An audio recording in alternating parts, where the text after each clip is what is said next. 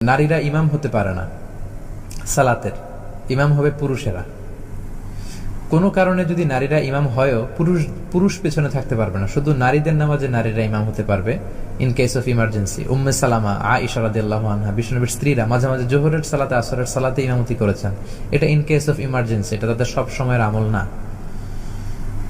তো সেক্ষেত্রে আবার শর্ত হচ্ছে জাহারি কেরাতে নারীরা আওয়াজ করে পড়তে পারবে না। যেমন আমি পুরুষ, আমি মাগরিবের নামাজের ইমামতি করলে আওয়াজ করে সূরা পড়বো, কিন্তু নারী যদি ইমাম হয়, পুরুষদের তো ইমাম হতেই পারবে না, শুধু নারীদের হতে পারবে ইন কেস অফ ইমার্জেন্সি, কিন্তু তিনি আওয়াজ করে, তাদের কোনো জাহারি কেরাত নেই, সব সিররি।